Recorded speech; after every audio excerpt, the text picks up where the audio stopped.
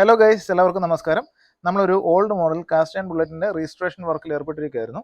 അപ്പോൾ നമ്മൾ അതിൻ്റെ എഞ്ചിൻ മൗണ്ടിങ് ബ്രാക്കറ്റൊക്കെ ഒന്ന് റീസ്റ്റോർ ചെയ്യാൻ വേണ്ടി ശ്രമിച്ചുകൊണ്ടിരിക്കുകയായിരുന്നു. ഇതതിൻ്റെ ഫ്രണ്ട് എഞ്ചിൻ മൗണ്ടിങ് ബ്രാക്കറ്റാണ്. ഈ രണ്ട് പീസ് കാണുന്നത്, ഈ ഒരു എൽ ഷേപ്പിൽ കാണുന്നത്.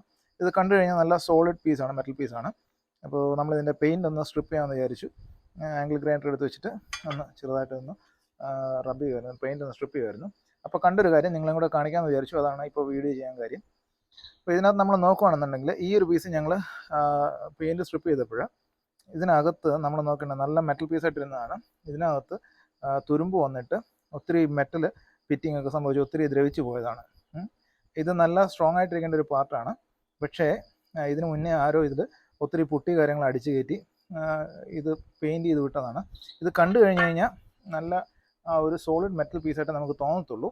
പക്ഷേ ഇതിലൊത്തിരി പുട്ടി കയറിയിട്ടുണ്ട്.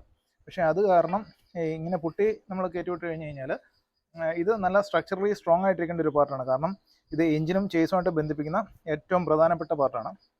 അപ്പോൾ ഇതിലോട്ടാണ് ഏറ്റവും കൂടുതൽ വെയിറ്റ് കാര്യങ്ങളൊക്കെ വരുന്നത്. അപ്പോൾ അതുകൊണ്ട് ഇത് സ്ട്രക്ചറലി നല്ലതായിട്ട് സ്ട്രോങ് ആയിട്ടിരിക്കേണ്ട ഒരു പാർട്ടാണ്. ഇത് നമ്മളങ്ങനെ ചെയ്യുന്നത് ഭയങ്കര അൺസേഫ് ആയിട്ടുള്ളൊരു കാര്യമാണ്. ഇത് എന്തെങ്കിലും ഒരു നല്ല ഷോക്കോ കാര്യങ്ങളൊക്കെ വന്നു കഴിഞ്ഞ് കഴിഞ്ഞാൽ നമ്മളും എഞ്ചിനും തവിട് കൂടിയാവും. അപ്പോൾ അതുകൊണ്ട് നിങ്ങൾ രജിസ്ട്രേഷനോ കാര്യങ്ങളൊക്കെ ചെയ്യുന്ന ആൾക്കാരാണെങ്കിൽ ഇങ്ങനെ ഒരിക്കലും ചെയ്യരുത്. അത് നിങ്ങളോട് പറയാൻ വേണ്ടിയിട്ടാണ് ഈ ഒരു വീഡിയോയിൽ വന്നത്.